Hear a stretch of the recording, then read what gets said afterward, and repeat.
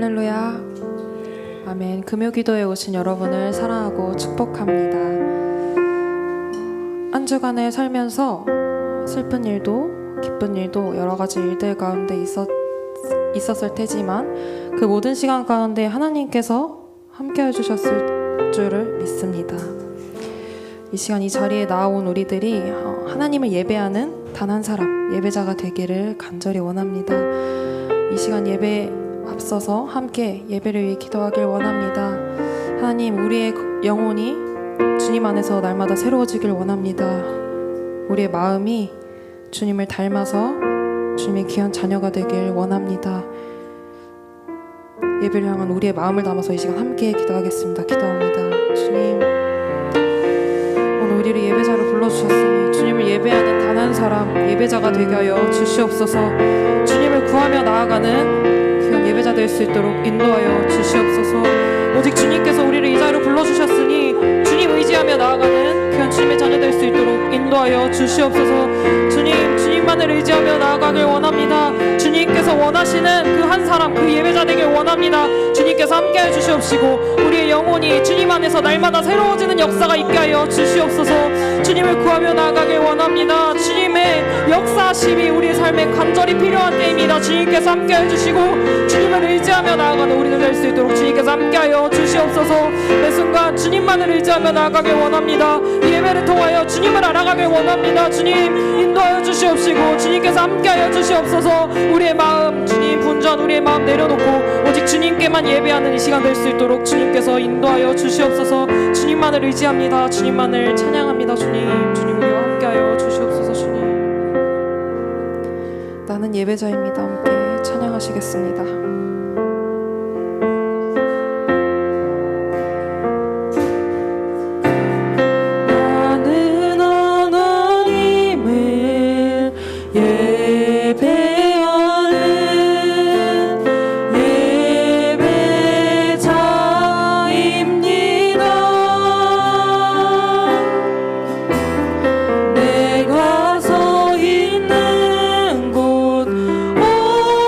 어디서나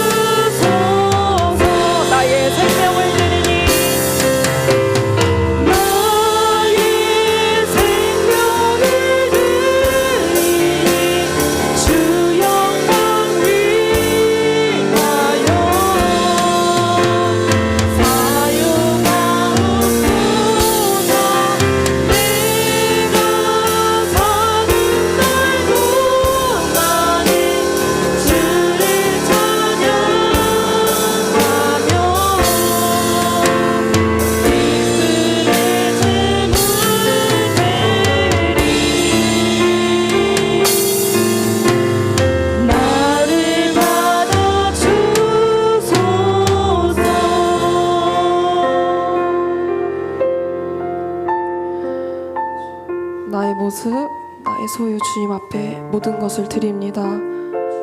마음이 상한 자를 고치시고 우리에게 치유의 회복을 보여주시는 주님을 우리가 찬양합니다. 주님, 우리의 삶 가운데 하나님을 잊고 살았던 순간들이 있다면 이 시간 주님 앞에 회개하며 다시 한번 주님의 자녀로 살아갈 수 있는 용기와 마음을 허락하여 주시옵소서.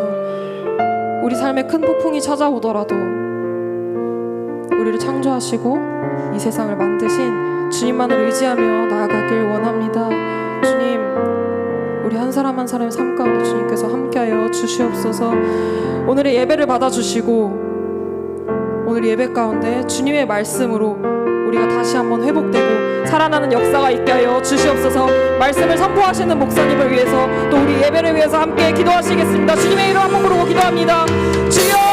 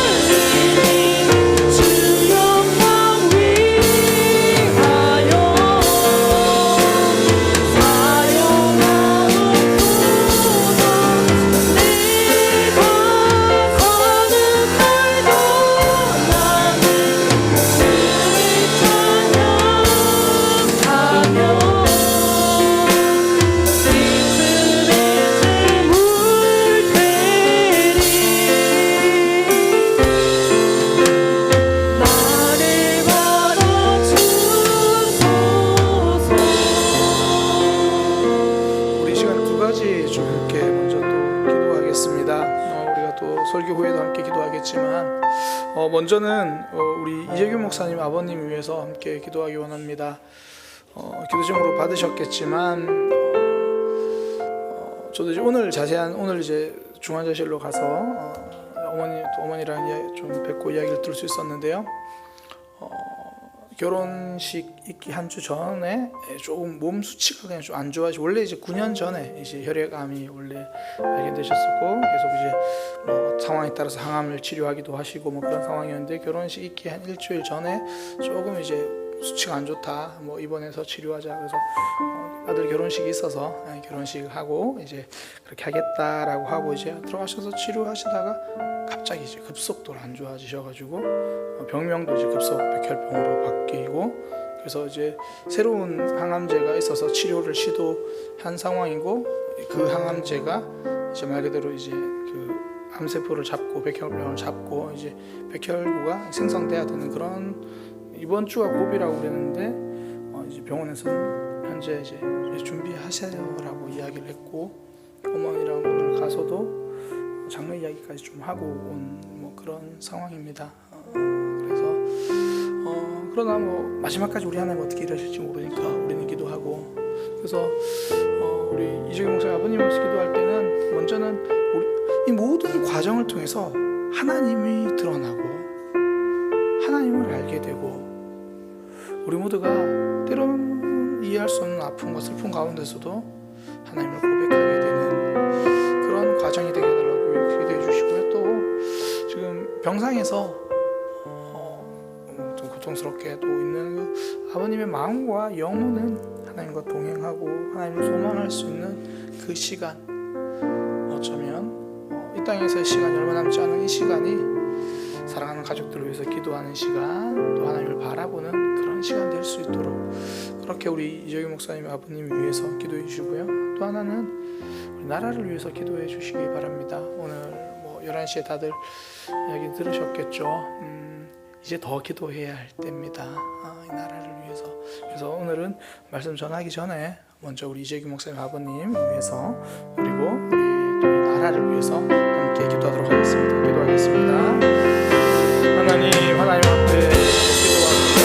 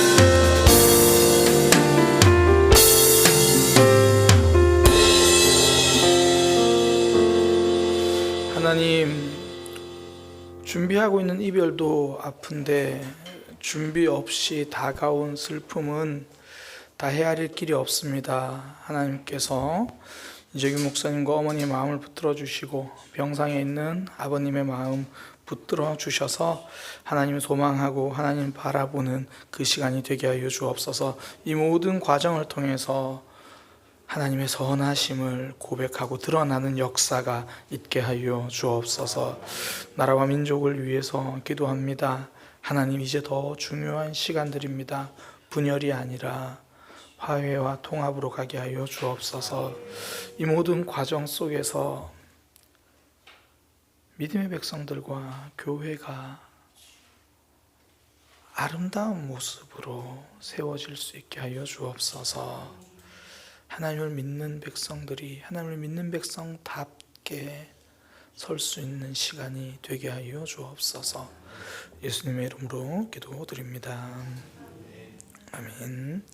이렇게 말씀 보도록 하겠습니다. 민수기 말씀입니다. 민수기 14장 26절에서 38절까지 말씀입니다. 민수기 14장 26절에서 38절까지 말씀입니다. 우리 한 절씩 교독하고 마지막 38절 합독하도록 하겠습니다. 민수기 14장 26절에서 38절까지 말씀 한 절씩 교독합니다. 제가 먼저 읽겠습니다. 여호와께서 모세와 아론에게 말씀하여 이르시되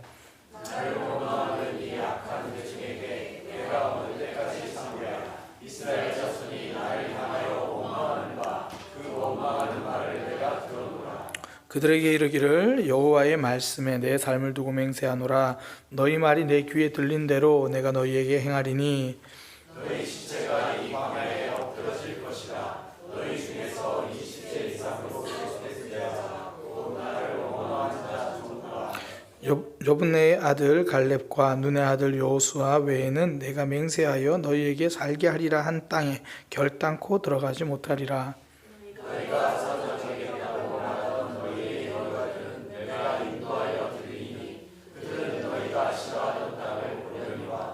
너희의 시체는 이 광야에 엎드러질 것이요 너희의 자녀들은 너희의 하나님까지 들으시고 너희의 시체가 광야에서 오늘 뵙기까지 40년을 광야에서 방황하는 자가 되리라. 너희는 그 땅을 정탐한 날수인 40일에 하루를 1년으로 쳐서 그 40년간 너희의 죄악을 담당할지니 너희는 그제서야 내가 싫어하면 어떻게 되는지를 알리라 하셨다 하라. 나 여호와가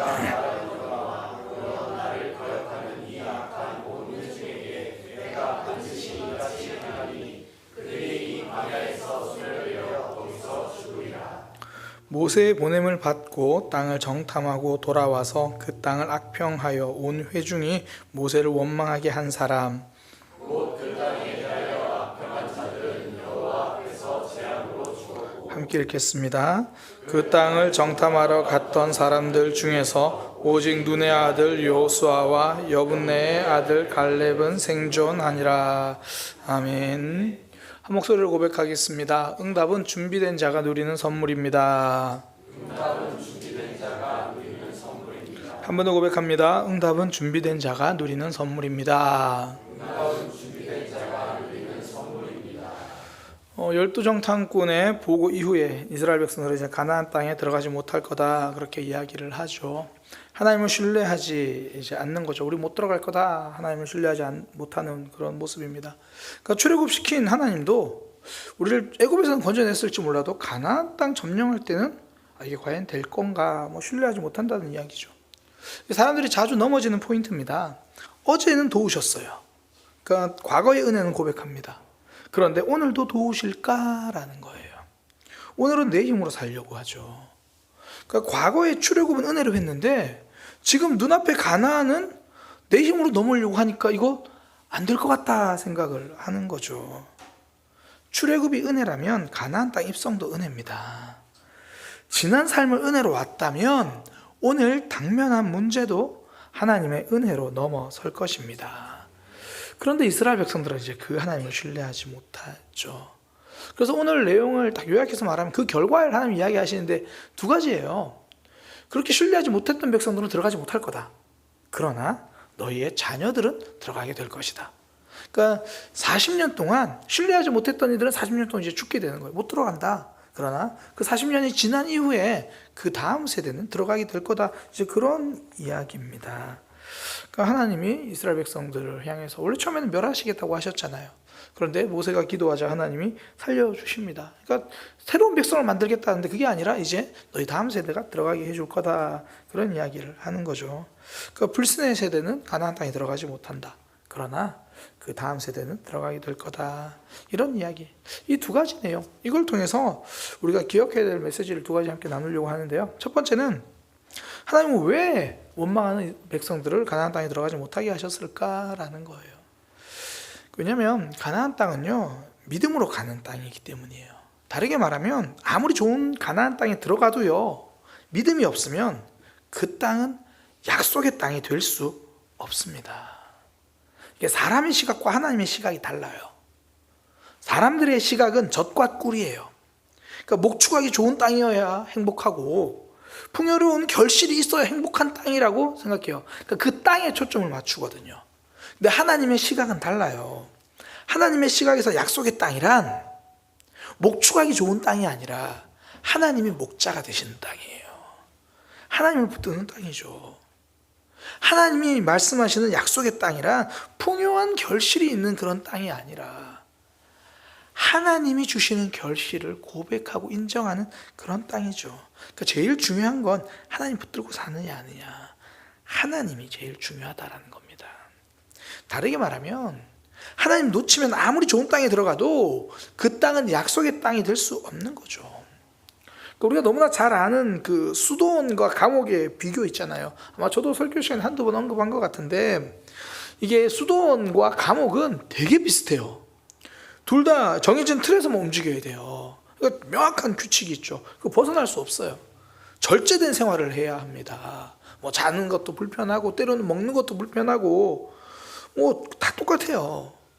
그런데 한 곳은 자발적으로 들어와서 하나님의 은혜를 누리는 천국 같은 삶이고요.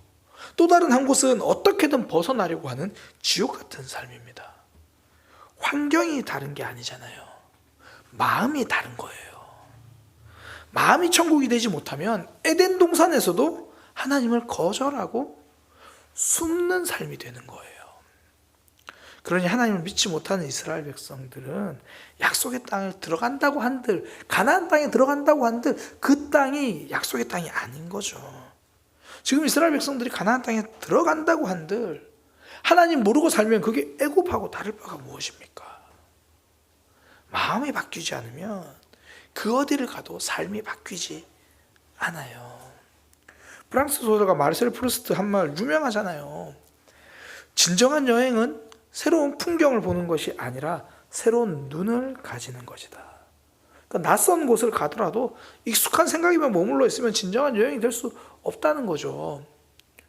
해외여행 그렇게 하시는 분들 있잖아요. 해외여행 가는데 일단 김치하고 고추장부터 싸들고 가시는 분들, 일단 김치, 고추장, 컵라면, 김, 한국 음식 잔뜩 준비하고 외국에 가서도 한식만 찾고, 이런 분들일수록 특징이 뭐냐면 유명 관광지에서 사진 찍고 가는 거예요. 찍었냐? 가자. 갔다 왔는데 남는 경험은 아무것도 없고 사진만 남아요. 그것도 똑같은 포즈로, 그것도 똑같은 사람들과. 그러니까 밑에 설명이 없으면 저 산이 지금 배봉산인지 저 산이 뭐 어디에 뭐 다른 나라에 있는 산인지 몰라요. 그건 여행한 것이 아니고 고생한 거죠. 굳이 표현하면 관광이라고까지는 말할 수 있을 것 같아요. 새로운 경험이 아니라 익숙함의 연속입니다. 마음이 달라져야 믿음의 새로운 여행을 합니다. 이스라엘 백성들은 믿음이 있어야 그 땅이 진짜 약속의 땅, 가나안 땅이 되는 거예요. 그러니 지금 믿음의 고백을 하지 못한 그들 못 들어가는 게 당연한 거예요. 들어간다고 한들 그 땅은 약속의 땅이 아닌 거니까. 사람들은 환경이 달라지면 내 삶이 달라질 거라고 기대해요. 근데 현실은 그렇지 않잖아요. 원룸에서 싸우던 부부는요, 타워 팰리스 가서도 싸워요. 원룸에서 행복한 부부는 타워 팰리스 가서도 행복해요. 그랬더니 누가 그러더라고요. 그러니까 목사님, 저는 반지하에서 알고 타워 팰리스에서 싸우고 싶어요. 이게 남들이 보기엔 나아 보일지 몰라도 그런 집은 들어가기 싫은 건 똑같아요. 그런 집은 들어가기 싫은 건 똑같아요. 그러니 성도는요, 그것 때문에 우리는 타워 팰리스에 사는 사람들에게도 복음을 전할 수 있는 거예요. 중요한 건 장소가 아니라 믿음이니까. 믿음이 있어야 내 삶이 가나안 땅, 약속의 땅이 되는 거죠. 그래서 우리가 기도하는, 항상 기도에 가장 먼저 첫 번째 기도하는 게 환경이 아니라 믿음이라는 거예요. 하나님, 달라진 곳에서 똑같이 싸우는 삶 벗어나기 위해서 이제 지금까지는 장소 바꿔달라고 기도했는데 이제는 내 믿음부터 바꿔주세요. 하나님, 제 마음부터 바꿔주세요. 이제는 다른 모습으로 하나님이 누리는 행복을 누리며 살아가기를 원합니다. 하나님이 주시는 그 행복을 누리며 살아가기 원합니다. 하나님이 주시는 생명력으로 살아가기 원합니다. 지금 있는 환경이 어디든지, 지금 다니는 직장이 어디든지 그곳에서 성령의 열매를 맺어가며 살아가기를 축복합니다. 하나님은 우리에게 그 얘기를 하는 거예요. 그러니 목사님 지금 제 삶이 너무 답답해요. 그러면 일단 삶에서 벗어나려고 몸부림쳐야죠. 그러나 그것보다 더 중요한 거, 하나님 제가 믿음으로 살려고 그렇게 몸부림치는 그런 기도. 하나님 내가 너무 답답하니까 믿음으로 살겠습니다. 너무 힘드니까 내 안에 믿음부터 채워주세요. 하나님도 우리에게 믿음의 도약을 할 수 있는 말씀을 그때마다 주시잖아요. 나는 정말 힘들어서 교회 왔는데 하나님은 그때 우리의 믿음이 도약할 수 있는 기회와 말씀을 주세요. 왜 그렇습니까? 우리의 삶에 관심 없는 분이 아니라 우리의 삶을 참되게 우리가 이겨낼 수 있는 비결이 환경이 아니라 믿음에 있기 때문이에요. 믿음이 있어야 내가 있는 곳이 가나안 땅이 될 수 있습니다.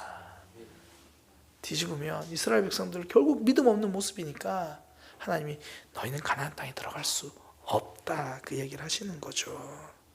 이게요, 회사의 직급이 올라가서 삶이 올라가는 게 아니라 믿음이 점프해야 삶이 점프합니다. 사실 이제 우리 교회 성도님들은 대부분 뭐 퇴직을 앞두고 있거나 퇴직하신 분들이기 때문에 그거 알아요. 올라가봐야 빨리 쫓겨나는구나. 그걸 떠나서도 우리에게 진짜 필요한 건 믿음이죠. 삭개오 보세요. 예수님 만나기 전과 후 환경이 변한 건 없어요. 변한 건 하나, 마음이에요. 그 전까지는 말씀과 상관없이 내 욕심대로 결정했거든요. 가지고 싶으면 가져야 했고 빼앗고 싶으면 빼앗아야 했어요. 그 결과 창고는 풍성해졌는데 삶은 메말라져요. 마음이 공허해요. 얼마나 공허해졌냐면 세리장까지 하고 있는, 뭐 세리장이면 대충 중년도 뭐 훨씬 지났겠죠. 중년 그 아저씨가 나무에 올라가야 할 만큼 내 마음이 비어 있는 거예요. 그 말은 진짜 이제는 이 사람 더 이상 못 살겠다라는 절박한 몸부림이잖아요. 오죽하면 그 나이에 나무 위에 올라갔을까요? 이런 삭개오가 달라진 건 환경이 아니었어요. 마음이었습니다. 그 속에 믿음이 들어가니까 이제 말씀대로 결정하잖아요.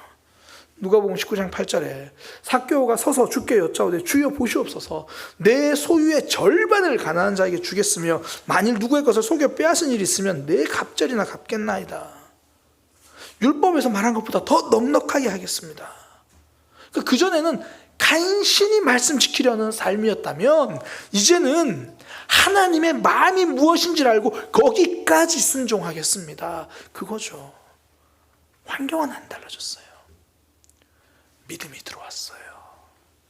그러니 삶이 달라집니다. 그렇게 마음이, 믿음이 달라진 삭개오에게 예수님이 하시는 말씀, 누가복음 19장 9절에 예수께서 이르시되 오늘 구원이 이 집에 이르렀으니, 다르게 말하면 이제 여기가 천국이다, 그 이야기죠. 이 사람도 아브라함의 자손이다. 너는 내 백성이다. 너는 내 자녀다. 믿음이 있는 곳에 하나님은 그곳이 하나님 나라라고 말씀하시고, 믿음이 삶을 뒤덮은 사람에게 하나님은 내 백성이다 말씀해 주시는 거죠. 왜 원망하는 이스라엘 백성들이 가나안 땅에 들어가지 못했습니까? 하나님을 신뢰하지 않는 곳은 그 어디를 가도 약속의 땅이 될 수 없기 때문이에요. 가나안 땅은 믿음으로 가는 땅입니다. 내 삶에 믿음이 있으면 거기가 가나안 땅인 거죠. 그곳이 하나님을 경험하는 곳입니다.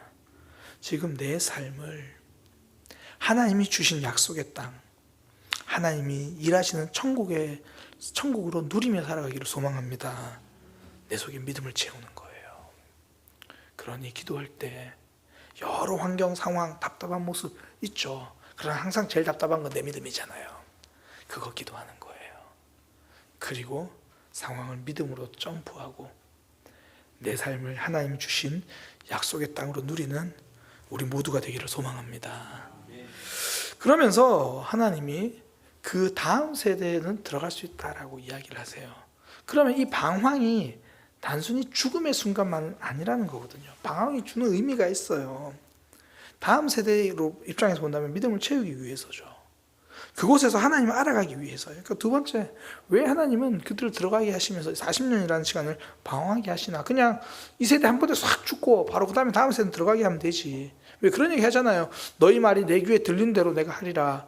이 말씀을 괜히 사람들이 오해해가지고 기도 잘해야 되는데 그렇게 이야기하시는데, 하나님을 원망하진 마세요. 그런 의미지. 기도는요, 죄송하지만 말로 좀 못해도 돼요. 내가 말한 대로 기도됐으면 하나님 숫자 6개요. 그러면 안 들어주시잖아요. 근데 꼭 내가 말 실수한 거만 하나님 들어주시는 것 같죠. 그런 의미 아니에요. 하나님 앞에 믿음의 고백을 하자는 이야기죠. 결국 그래서 하나님이 그 다음 세대는 들어가게 해주시겠다고 이야기를 하죠. 불평했던 세대들은 못 들어가더라도 그 다음 세대들은 들어가게 될 거다. 이게 이제 31절부터 34절까지 쭉 이어지는데 뭐 그런 거예요. 너희가 사로잡히겠다고 말하던 너희의 유아들은 내가 인도하여 드리리니, 하나님이 인도해서 들어가게 해주겠다는 거예요. 그들은 너희가 싫어하던 땅을 보려니야. 지금부터 31절부터 34절까지 제가 하나하나 볼 건데, 거기서 보시면 정확히 구분되어 있습니다. 너희와 너희의 자녀는 구분되어 있습니다. 32절에 너희의 시체는 이 광야에서 엎드러질 것이고, 너희의 자녀들은, 33절에 보면 너희의 자녀들은 결국은 40년을 방황하지만 들어가게 된다는 겁니다. 결국은요, 그러니까 너희의 시체가 소멸되기까지 이 40년은 그 불순종의 세대가 사라지는 그런 이야기입니다. 그래서 34절에 너희는 그 땅을 정탐한 그 40년을 너희가 죄악을 감당할 거고, 그래서 너희가 알게 되는 게 뭐냐면, 이제 내가 싫어하면 어떻게 되는지 알겠다. 그러니까 지금 믿음의 고백을 하지 못했던 이들을 이야기하는 거죠. 여기서 말하는 멸망과 아픔은 믿음 없는 선택을 했던 너희들을 향한 말씀이죠. 반면에 20세 이하의 너희 유아들은 하나님께서 인도해서 들어가게 될 것이다. 그러면 40년이 우리가 어떤 시간인지 알게 되죠. 믿음 없는 이들에게는 40년은 아픔과 방황의 시간이에요. 그러면 아픔과 방황의 시간만 되는가? 그렇지도 않다라는 거죠. 하나님은 이제부터 그 이스라엘 백성들 유아들이라고 말하는 그 다음 세대를 이 광야 40년을 통해서 그들은 하나님을 배워요. 그리고 이 40년을 마치고 그들이 고백하는 게, 우리는 하나님을 배웠습니다, 이렇게 고백해요. 그게 신명기 8장 2절에서 3절이거든요. 내 하나님 여호와께서 이 40년 동안 내게 광야길을 걷게 하신 것을 기억하라. 그 이유가 너를 낮추시며 너를 시험하사 내 마음이 어떠한지 그 명령을 지키지 않는지 알려 하심이라. 그러면서 하는 말씀, 너를 낮추시며 너를 줄이게 하시며 또 너도 알지 못하며 내 조상들도 알지 못하던 만나를 내게 먹이신 것은 사람이 떡으로만 사는 것이 아니요 여호와의 입에서 나오는 말씀으로 사는 줄을 내가 알게 하려 하심이라. 다르게 말하면 말씀이 생명이라는 걸 너희 이제 배웠지 않냐. 하나님이 생명이라는 것을 너희는 알게 되지 않냐. 하나님은 불순종의 사람들은 못 들어간다고 이야기하지만 그 다음 세대는 그 40년의 시간을 통해서 오히려 하나님을 알아가고 들어가게 하신다는 거죠. 40년이 아픔의 시간인 줄은 알았는데, 심판과 외면의 시간인 줄은 알았는데, 그 시간이 하나님을 배우는 시간이었어요. 믿음이 준비되는 시간이죠. 그리고 나서 이스라엘 백성들이 약속의 땅, 믿음의 백성이 되어서 들어가잖아요. 믿음이 없는 이들은 약속의 땅을 누리지 못합니다. 반면에 하나님은 그 다음 세대에게 40년의 시간 동안 믿음을 준비시키시고 그 땅에 들어가게 하세요. 하나님의 약속은 하나님이 준비시켜 주신 자, 준비된 자가 누리는 선물입니다. 아무리 좋은 선물도요, 준비되지 않은 사람이 받으면 아픔이에요. 그 중국 성리학자인 정이라는 사람이 인생 3불행을 이야기했잖아요. 인생에 3가지 불행이 있다. 첫 번째 불행이 소년 등과래요. 이거 우리 모두의 기도 제목이긴 한데, 너무 이른 나이에 과거급제하는 거. 하나님, 우리 자녀들이 정말 잘 되게 해주세요, 이거잖아요. 근데 그게 불행 중에 첫 번째래요. 너무 일찍 과거급제하는 거. 왜 그렇습니까? 내 마음과 인격이 준비되지 않았는데 높은 자리에 가는 거, 그건 그 인생의 불행이라는 거예요. 그 인생이 불행으로 갈 수밖에 없다는 거죠. 마음이 단단해져야 되는데 지위부터 올라가니까. 두 번째도 마찬가지예요. 두 번째는 석부형지세. 그러니까 무슨 이야기냐면 권세 있는 부모와 형제를 둔 게 두 번째 불행이래요. 와, 여러분들 행복한 사람들입니다. 일단은 우리 흔히 말하는 이 금 숟가락은 없잖아요, 그죠? 그게 불행이라고 이야기해요. 왜 그렇습니까? 내가 얻은 게 아닌데 내 마음이 단단해서 내가 소유한 게 아닌데 그걸 그냥 덜컥 준비되지 않아서 받은 상황에서 특권의식 가지면 오히려 그 삶이 곤두박질 친다는 거예요. 그러니 우리 부모님들은 자녀들에게 엄청난 불행을 막아주셨습니다. 당당하셔도 됩니다. 세 번째, 유고재능 문장이라고 이야기를 해요. 그러니까 유고재능, 그러니까 높은 재능, 문장의 재능이 높이 뛰어난 거, 문장력이 탁월한 거, 그 재능이 오히려 불행이래요.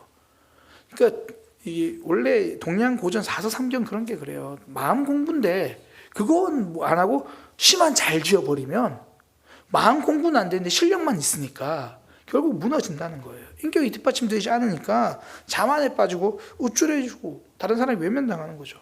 그러니까 알겠죠. 내가 왜 공부를 못했는지 각자들. 그러니까 하나님이 여러분들을 얼마나 사랑하시는지 알겠죠. 준비되지 않은 사람이 큰 선물을 받으면요 결국 아픔을 겪게 된다는 이야기죠. 하나님은 사랑하는 이들에게는 준비되지 않은 선물을 주지 않으십니다. 다윗은 어릴 때 기름 부음을 받았지만 하나님은 다윗을 소년 등과는 비하게 만들어 주셨어요. 물론 골리앗 물리치고 장군은 돼요. 딱 거기까지였어요. 그리고 그는 10년 동안 장군이 아니라 도망자로 삽니다. 하나님이 다윗을 사랑하셨으니까 다윗을 준비시켜 주시는 거예요. 참 받아들이기 힘든 말이긴 한데 때로는 그 기다림과 고난과 아픔이 선물이 될 수도 있다라는 거죠. 하나님이 준비시켜 주는 과정이니까. 준비 없이 얻은 선물이 우리에게 함정과 아픔일 수 있으니까. 고난은 힘들어서 아픔이죠. 그러나 준비되고 성장하기 때문에 귀한 자산입니다.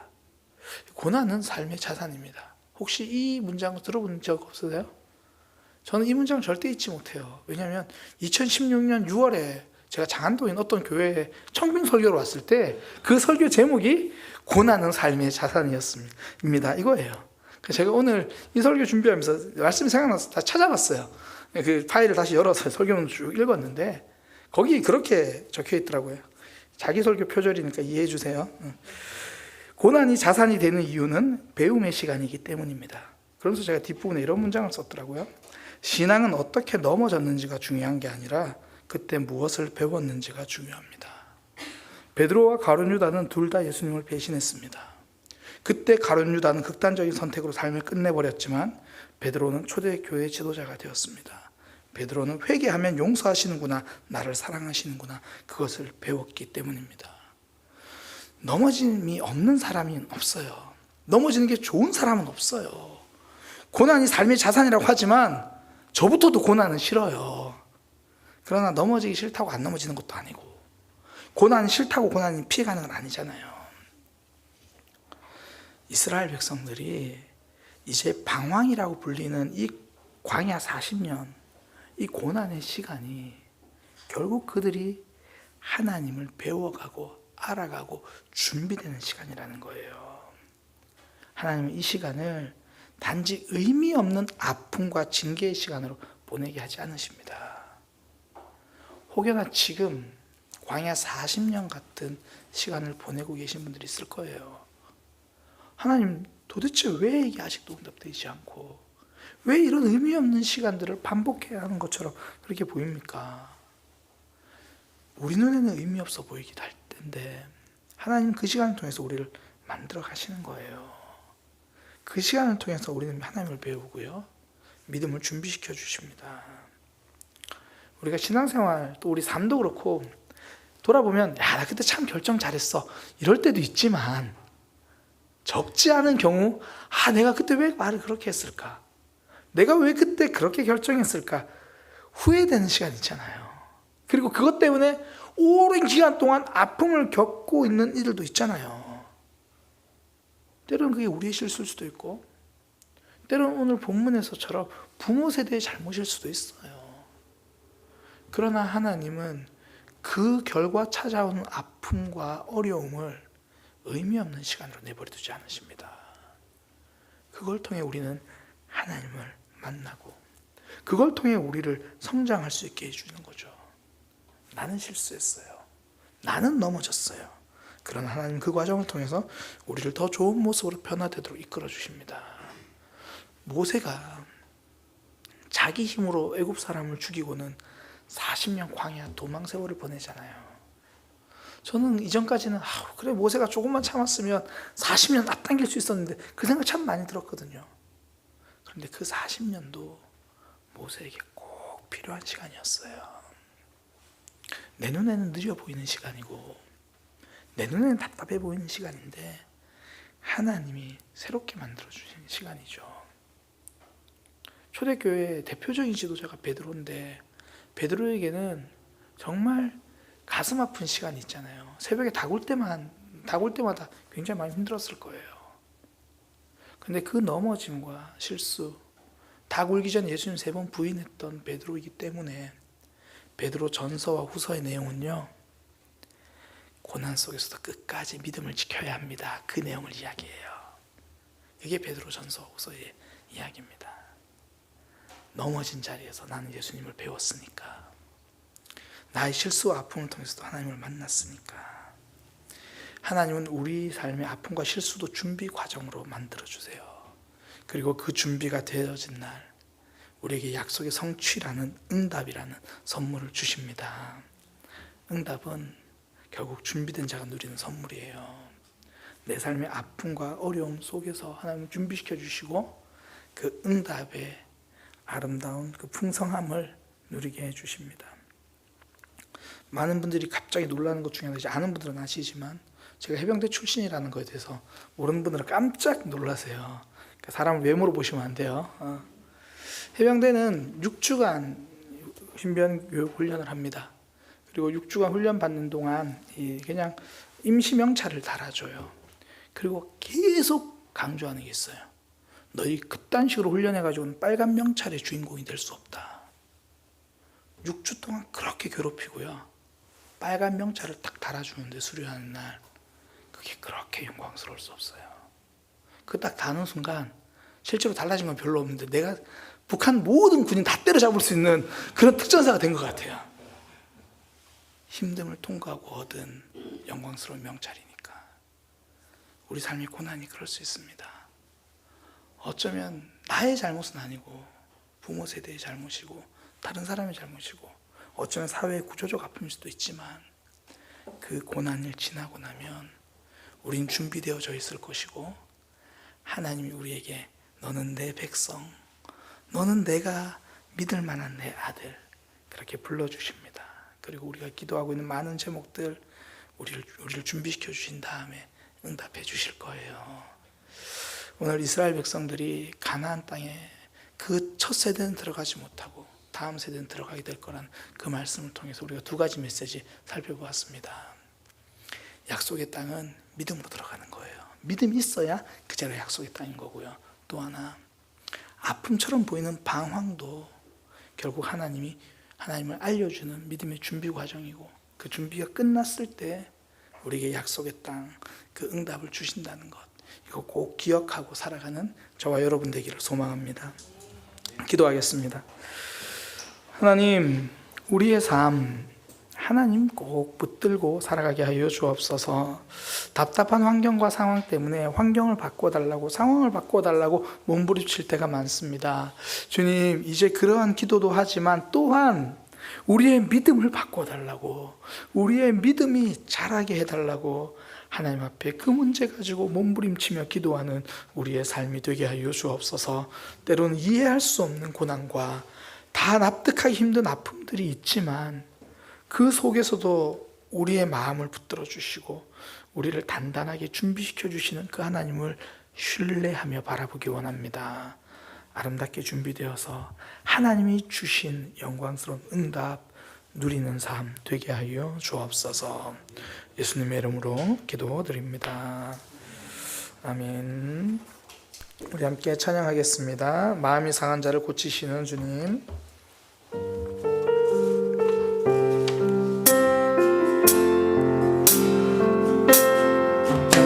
마음이 상한 자를 고치시는 주님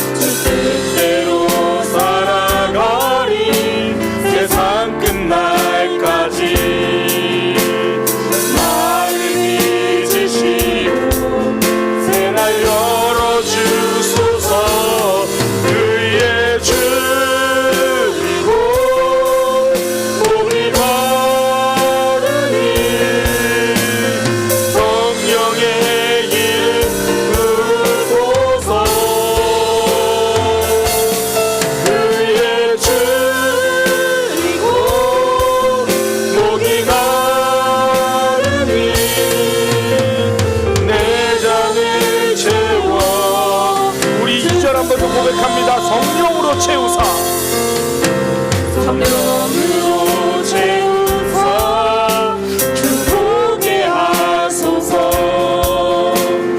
주의 임재 속에 은혜 알게 하소서 주 뜻대로 살아가리 세상 끝나 나를 지치시고 나를 새날 열어 주옵소서 열어주소서 의에 줄이고 목이 마르니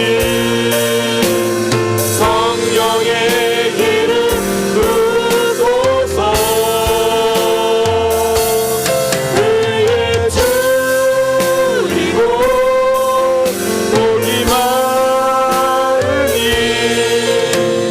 내 잔을 우리 한번 고백합니다. 의에 줄이고 하나님을 향하여 간절해지게 하여 주옵소서. 하나님을 목말라 하는 신앙이 되게 하여 주옵소서. 삶의 문제를 놓고도 몸부림치지만 내 믿음의 문제를 놓고 몸부림치는 신앙이 되게 하여 주옵소서. 내 잔을 채워 주소서 우리 시간 함께 기도하겠습니다. 먼저는 들은 말씀을 기억하면서 기도하기 원합니다. 하나님, 상황이 달라지는 것보다 내 믿음이 달라져야 하는 것이 더 급한 일임을 다시 한번 깨닫습니다. 하나님, 때로는 답답한 상황 때문에 마음 답답해할 때 많았는데 하나님은 우리 믿음 보시면서 답답해하며 기다리고 계심을 다시 한번 깨닫습니다. 하나님, 우리의 믿음을 변화시켜 주옵소서. 우리가 있는 자리가 어느 곳이든지 믿음으로 갈 때 그 자리가 약속의 땅이 됨을 다시 한번 깨닫습니다. 우리에게 믿음으로 채워 주옵소서. 또 우리의 삶에 찾아온 아픔과 어려움들이 준비 과정임을 깨닫고 잘 준비되어 하나님이 예비한 복을 누리는 삶 되게 하여 주옵소서. 우리 이재균 목사님 아버님과 또 우리 주변에 우리 사랑하는 지체들, 부모님들, 우리 어르신들, 육신의 질병으로 고통받고 있는 이들, 하나님 오늘 주의 백성들이 모여 기도하오니 치유하여 주옵소서. 그리고 그 모든 과정 속에서 하나님의 선하심을 고백하고 드러나는 역사가 있게 하여 주옵소서. 나라와 민족을 위해서 기도합니다. 하나님의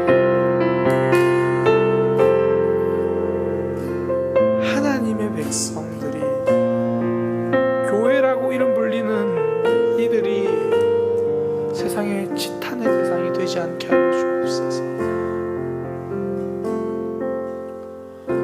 옳은 이야기를 하느라 아파서 앓는 이야기를 외면하는 교회들이 되지 않게 하시고, 이제 이 나라의 민족이 정말 하나 되게 하여 주옵소서.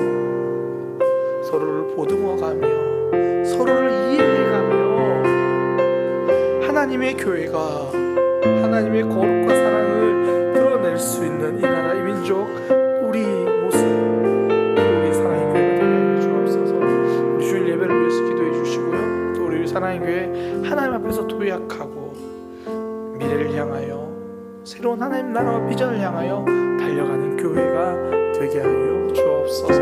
우리 그렇게 기도하고 각자 가지고 있는 제목 갖고 자유롭게 기도하겠습니다. 주님을 한번 부르고 함께 기도합니다. 주여! 하나님, 제가 말씀 기억하면서 기도합니다. 하나님,